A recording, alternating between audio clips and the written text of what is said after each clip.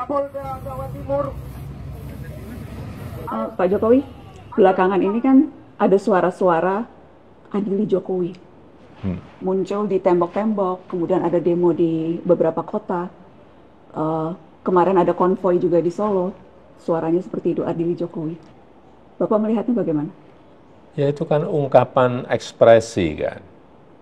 Ekspresinya bisa macam-macam.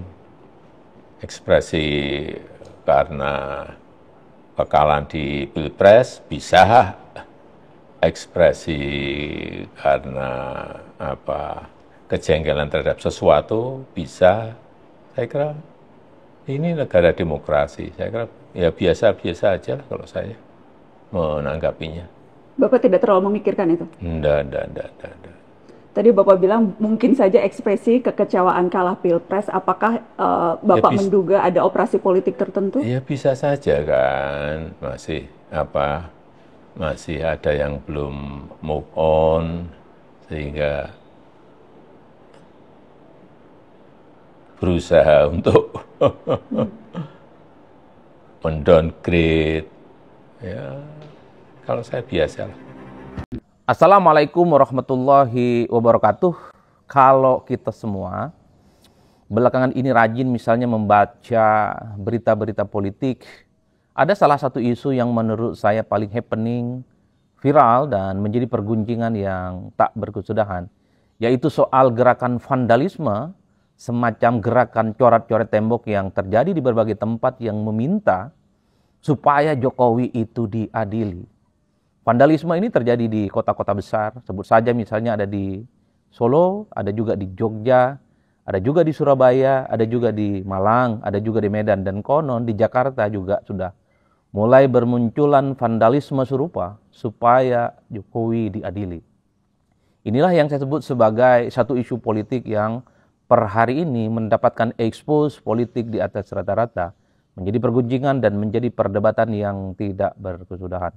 Tentu secara politik ya, gerakan vandalisme semacam ini tidak lahir dalam ruang hampa, tapi tentunya lahir dalam sebuah ekspresi politik, di mana sepertinya ada pihak-pihak tertentu, entah itu orang, entah itu organisasi, entah itu kelompok masyarakat yang masih sangat kecewa dengan Jokowi, yang dinilai manuver politiknya di akhir kekuasaannya itu sangat ekstrim. Terutama terkait dengan putusan Mahkamah Konstitusi, termasuk juga soal bagaimana perilaku politik Jokowi yang dinilai merusak demokrasi. Jadi dalam konteks itulah saya tertarik ingin membahasnya dalam 3 hal sekaligus. Pertama, dari segi komunikasi politik. Ada satu istilah yang disebut dengan propaganda. Jadi propaganda itu adalah semacam pesan politik yang sengaja dihembuskan, sengaja disampaikan oleh pihak-pihak tertentu, entah individu ataupun kelompok. Tujuannya adalah untuk menyerang seseorang, tujuannya adalah untuk mendiskreditkan seseorang, tujuannya adalah untuk menjatuhkan reputasi seseorang. Biasanya sang pemberi pesan dalam gerakan propaganda semacam ini sulit untuk dideteksi, sulit untuk dilacak, gerakannya bawah tanah. Tapi pesan-pesan yang disampaikan itu nyata, yaitu untuk merusak reputasi seseorang. Jadi dalam konteks ini tentu vandalisme itu adalah sebagai upaya untuk ngasih pesan. Komunikasi publiknya adalah supaya publik itu tahu, supaya publik itu merasa Jokowi itu bukan pemimpin yang baik. Jokowi itu bukan pemimpin yang seperti dipersepsikan sebagai sosok yang mungkin memiliki reputasi yang baik. Tapi Jokowi itu adalah pemimpin yang tidak benar dan sangat layak untuk diadili. Itu yang saya kira dalam propaganda politik menjadi penting disampaikan dalam konteks bagaimana melihat gerakan vandalisme adalah bagian untuk membangun kasak-kusuk politik. Jokowi itu adalah pemimpin yang gagal dan sangat layak untuk diadili.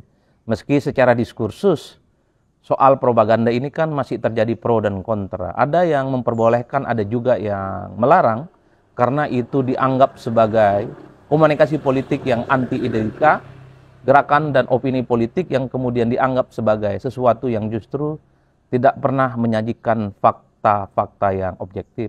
Tapi terlepas di antara segala-galanya, tentu saja propaganda semacam ini tujuannya satu, bahwa ingin menyerang Jokowi dan bagaimana merusak kredibilitas Jokowi sepanjang Jokowi menjadi presiden 2 periode di Republik Indonesia. Itu konteks propaganda.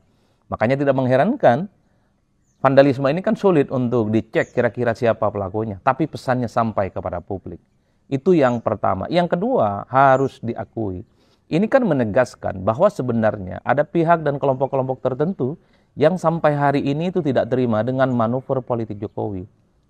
Masih kecewa dan masih marah karena Jokowi itu dianggap sebagai mantan pemimpin yang merusak demokrasi, dianggap presiden yang dulunya terlampau jauh cawe-cawe dalam urusan pemilu, khususnya pemilu di 2024, yang kemudian sang putra mahkota juga bisa bertanding dalam pilpres. Ini adalah ekspresi-ekspresi kemarahan yang sepertinya sampai hari ini itu akan terus disampaikan melalui gerakan-gerakan vandalisme itu. Bahkan kalau kita agak sedikit flashback ke belakang, beberapa hari yang lalu, beberapa waktu yang lalu, ada juga yang demonstrasi supaya Jokowi itu minta diadili. Bahkan ada yang disebut dengan Nurani 98, mantan-mantan aktivis 98 mendatangi KPK, berbekalkan data OCRP yang menyebut Jokowi bagian dari salah satu pemimpin terkorup di dunia untuk segera diusut. Itu kan adalah ekspresi dari sebuah kemarahan dan kekecewaan secara politik yang sampai hari ini masih cukup nyata. Bagaimana Jokowi itu hampir setiap hari selalu mendapatkan protes dan perlawanan, terutama dari kelompok-kelompok aktivis dan kelompok-kelompok kritis. Mungkin Jokowi ini adalah mantan presiden pertama kali di Indonesia setelah tak lagi jadi presiden, terus dirongrong, terus dikritik, dan bahkan ada pihak-pihak yang kemudian meminta supaya Jokowi itu diadili. Nah, tapi yang paling menarik adalah yang ketiga, soal respon Jokowi. Seperti biasa, respon Jokowi itu kan datar-datar saja. Respon Jokowi itu pendek dan responnya itu terkesan tidak menganggap bahwa gerakan vandalisme dan serangan-serangan yang mengarah kepada dirinya itu adalah sesuatu hal yang penting. Itu adalah gaya khas dari Jokowi. Tapi secara persamaan, Jokowi itu ingin menunjukkan semakin Jokowi diserang, semakin Jokowi itu dihujat, Jokowi selalu menunjukkan bagaimana kemesraan dan kedekatannya dengan rakyat. Ya terbukti misalnya rumahnya Jokowi itu kan hampir setiap saat menunjukkan bagaimana antrian yang cukup panjang hanya sekedar bertemu dan berselfie dengan Jokowi. Di berbagai tempat di acara-acara tertentu masih banyak orang-orang yang juga ingin selfie dan foto bersama dengan Jokowi. Itu adalah yang saya sebut sebagai kontra narasi dari Jokowi. Bicaranya pendek tapi pada saat yang bersamaan Jokowi menciptakan satu peristiwa politik bahwa Jokowi itu semakin dekat dan semakin dicintai oleh rakyatnya. Setahu saya, ini adalah gaya komunikasi politik khas Jokowi.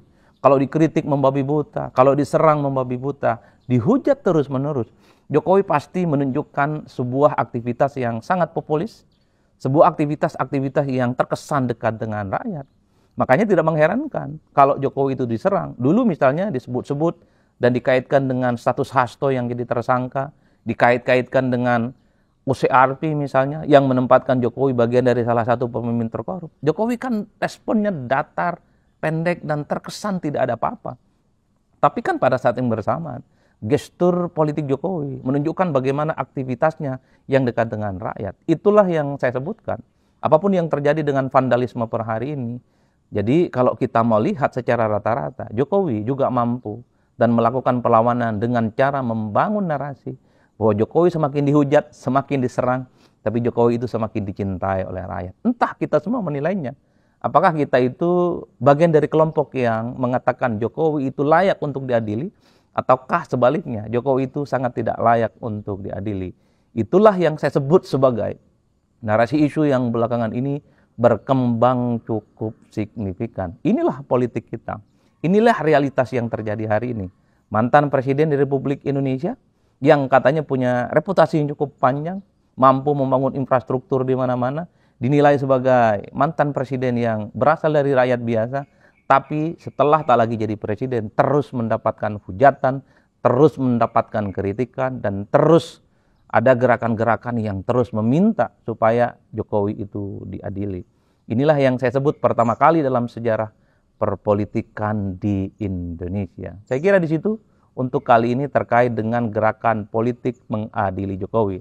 Tapi sebelum selesai, gerakan-gerakan politik vandalisme, gerakan-gerakan politik meminta Jokowi itu diadili, termasuk juga gerakan-gerakan propaganda bahwa Jokowi itu adalah pemimpin yang misalnya tidak baik dan tidak benar. Tentu ini menjadi gerakan yang sangat percuma kalau kemudian tidak dilanjuti dengan gerakan-gerakan lanjutan. Misalnya kalau pihak-pihak tertentu yang selama ini misalnya kecewa dengan Jokowi, dianggap sebagai pemimpin yang tidak benar, ada bukti-bukti hukum fakta-fakta hukum tentu bisa dilaporkan kepada pihak yang berwajib. Pak Jokowi adalah sebagai sosok dan mantan presiden yang sangat layak juga untuk diadili dalam konteks hukum-hukum tertentu. Itulah yang saya sebut gerakan-gerakan vandalisme, kalau mau jujur, itu tidak lebih dari sekedar propaganda politik yang secara komunikasi publik ingin mengonsolidasi dukungan masyarakat, ingin mengkonsolidasi bagaimana persepsi publik bahwa sebenarnya Jokowi itu adalah pemimpin yang sebenarnya tidak baik-baik saja. Karena gerakan vandalisme itu hanya berhenti di situ, dan sepertinya tidak ada gerakan-gerakan yang kemudian membuat bagaimana Jokowi itu dilaporkan kepada pihak-pihak berwajib. Oleh karena itu, dimanapun gerakan propaganda itu sebenarnya hanyalah ingin membangun satu diskursus di mana terjadi kekisruhan secara politik.